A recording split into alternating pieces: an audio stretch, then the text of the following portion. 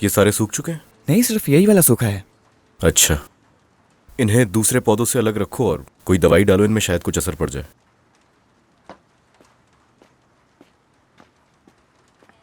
कैसे हैं आप?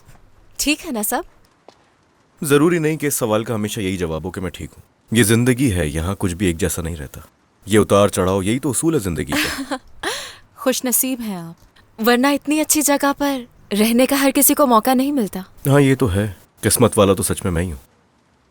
तुमने होटल के लिए एक ऑर्डर दिया था, उसी के लिए आई हो ना? मैं वही करवा रहा था। नहीं, आज ऑफिस के काम से नहीं आई मैं। मुझे किसी के लिए फूल लेने थे। हाँ क्यों नहीं, कौन से फूल चाहिए तुम्हें? जो कहोगी मिलेंगे। उसी सिलसिले में तो मदद चाहिए थी आपकी। ठीक है। वो बात यह है कि मैं दमीर साहब को फूल देना चाहती हूँ। उन्होंने बहुत मदद की है मेरी। उन्होंने हर दफा बहुत साथ दिया है मेरा। बस उनका शुक्रिया अदा करना चाहती हूँ मैं। तो बताएं कौन से फूल देने चाहिए उन्हें? ओह, क्या फूल भी पसंद नहीं उन्हें? अब ये मत कहिएगा कि उन्हें फूलों से भी नफरत अरे है। नहीं नहीं, ऐसा कुछ भी नहीं है।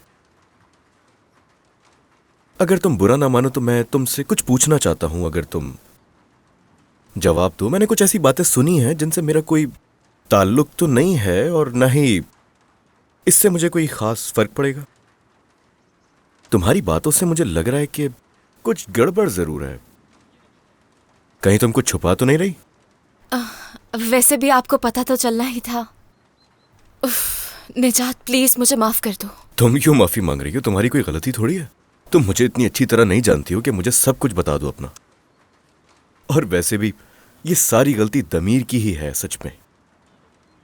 उसी ने रूल बनाया है कि कंपनी में कोई भी दोस्ती नहीं करेगा, तो माफी उसे मांगनी चाहिए।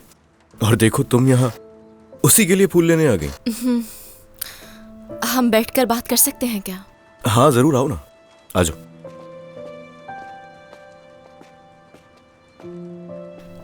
शुक्रिया। कोई बात नहीं। ठीक हो ना? देखें, मैं नहीं जानती जो मैं बताने वाली हूँ वो सुनने के बाद आपका रद्द-ए-अमल क्या होगा। हाँ कहो, सुन रहा हूं मैं। मैंने कुछ छुपाया है आपसे। मैंने बहुत सारे झूठ बोले हैं, सिर्फ आपसे नहीं, अम्मी बाबा से भी, अपने दोस्तों से, दमीर से। अब और झूठ बोलना नहीं चाहती। थक गई हूं मैं। अब ये सारे झूठ नहीं बोले जाते।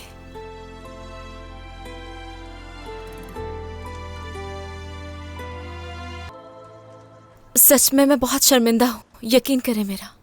ये झूठ नहीं बोलना चाहती थी आपसे। अब मैंने झूठ कहा कि मैं कोई और हूं।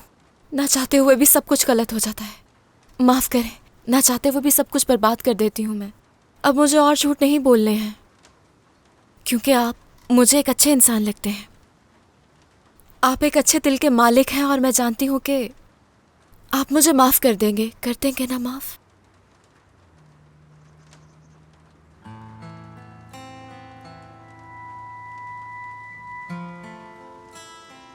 किस्मत वाला मैं नहीं, तुम हो दमीर, सच में। क्या कहा? नहीं, गलती मेरी भी है। मुझे शुरू में ही समझ जाना चाहिए था कि सीलीन तुम हो। मगर आपको कैसे पता चलता? हम तो एक दूसरे को जानते भी नहीं हैं। वाकई? दमीर ने बताया आपको मेरे बारे में? और कौन बताएगा? खास तौर पे जब से वो जापान से लौटा है, उसने तुम्हारी एक एक बात बताई है मुझे। देखें, वो हमेशा मेरे बारे में बढ़ा चढ़ा कर ही कहता है। पहले मेरी बात सुन ले, उसके बाद फैसला कर लीजिएगा मैं कैसी। अच्छा ठीक है, आराम से। मुझे किसी भी सफाई की जरूरत नहीं है। मुझे तुमसे मिलने से पहले समझ गया था कि तुम सही होगी। क्या वाकई? हाँ। लेकिन क्यों? तुम ही हो शायद जो उसे बदल सकती हो। तुम्हारी जैसी लड़की पहली दफा उसकी जिंदगी में आई है। उसे अपनी जिद छोड़ देनी चाहिए, फिर वो देखने लगेगा जो वो अभी नहीं देख पा रहा है। और उसके लिए ठीक भी यही है। एक सेकंड।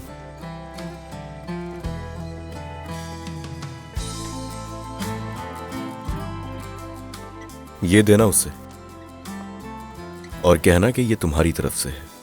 बाकी वो समझ जाएगा खुद, इतना तो समझदार है।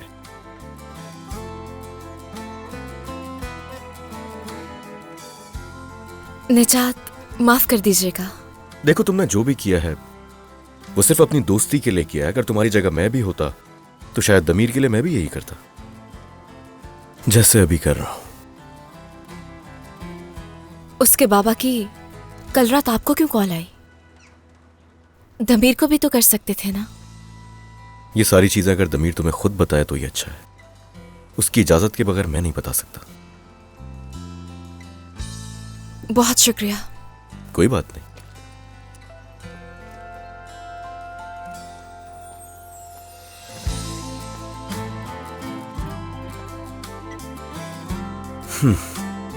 अपने दोस्त के लिए इतना तो बनता है। अपना क्या है, जिंदगी कभी भी एक जैसी नहीं रहती।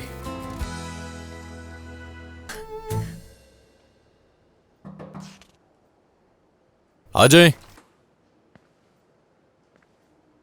दमीर तो मसरूफ तो नहीं हो? नहीं नहीं, आ जाओ सलीम। निजात ने सलाम भेजा है। दरअसल दमीर तुम्हारा शुक्रिया अदा करना चाहती थी मैं, इसलिए निजात के ग्रीन हाउस से ये लेकर आई मैं। ये कैसे पता चला? निजात ने मदद की, कहा कि तुम समझ जाओगे।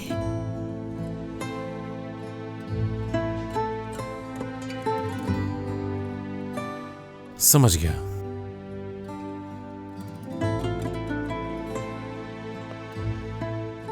मुझे और मेरी फैमिली को मुसीबत से बचाने के लिए शुक्रिया तुम्हारा। लैला और फिरोज आंटी के झूठ पे भी पर्दा डालने का शुक्रिया। मेरे बाबा के सख्त अल्फाज बर्दाश्त करने के लिए, होटल में रुकने के लिए, मुझे घर पे वक्त पे छोड़ने के लिए, मुश्किल वक्त में मेरा साथ देने के लिए शुक्रिया तुम्हारा।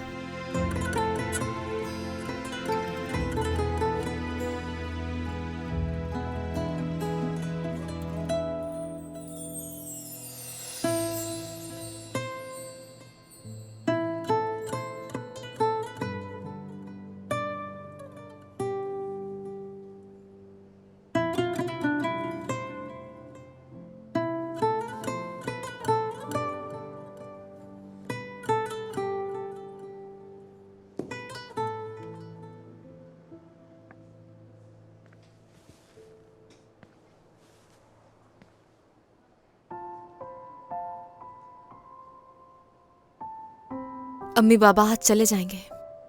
वीकेंड पर जाएंगे, यही कहा था ना तुमने? चले जाएं तो अच्छा है, क्योंकि उनके सामने मजीद झूठ नहीं बोलने पड़ेंगे। और मैं ये सब मेरी वजह से हुआ ना, क्योंकि कल रात तुम मेरे पास आ गई थी। माफी चाहता हूं। मैं भी। अगर कुछ और दिन रहना चाहते हैं तो रह सकते हैं। मुझे लगा था कि उनके जाने पे तुम्हें खुशी होगी। देखो, वो सिर्फ 2 दिन ही तो रहे हैं, और इन दोनों दिनों में उन्होंने सिर्फ परेशानियां देखी हैं। एक भी दिन परेशानियों के बगैर नहीं गुजरा उनका। इसीलिए कह रहा हूं तुमसे। और तुम्हारे बाबा? उन्हें जरूर खुशी होगी। बात हुई तुम्हारी? हम इस बारे में बात ना करें तो अच्छा है सलीम। मगर मैं तो तुमसे हमेशा हर बात कहती हूँ। तुम अपने वालिदैन के बारे में सोचो तो अच्छा होगा। तुम्हें निजात से बात करते हुए सुना था मैंने। तुमने चीख कर कहा था कि उन्हें कॉल करो, मत आए। तो इसीलिए उसके पास गई थी तुम, और इसी बहाने से तुम मेरे बाबा के बारे में जानना चाहती थी। ये क्या बात कर रहे हो तुम? ऐसा बस मैं सोचती हूँ, उन्होंने कुछ नहीं कहा। अगर मुझे उनसे पूछना होता तो तुम्हारे पास क्यों आती मैं? मुझे कैसे मालूम होगा सलीम? तुम क्या सोचती हो क्या नहीं, मुझे कैसे पता? कहिए यास्मीन डिस्टर्ब साहबा। करने के लिए माफी चाहती हूँ, लेकिन इरम साहिबा चाहती हैं कि आप उनके घर पर उनसे मिलें। उन्होंने कहा कि उनके हस्बैंड घर पर नहीं है, इसीलिए उन्होंने आपको बुलाया है। ये क्या बात हुई? नहीं, ऐसा नहीं हो सकता। और क्या कहा उन्होंने? उन्होंने कहा कि उन्हें घर में कुछ चेंजेस करने हैं अपने हस्बैंड को सरप्राइज देने के लिए। आप पहले ये बात कह सकती थी यास्मीन साहिबा, काम की बात आखिर में क्यों बताती हैं? माफ कीजिए। फिलहाल एक प्लान है मेरे पास। कैंसिल भी हो सकता है। ठीक है, तो फिर चलते हैं। इरम साहिबा को कह दें कि आ जाऊंगा मैं। हाँ ठीक है। तुम भी मेरे साथ चल रही हो सलीम? सिर्फ तुम्हें ही दावत दी है, मैं तुम लोगों को परेशान नहीं करना चाहती। ठीक है, समझ गई।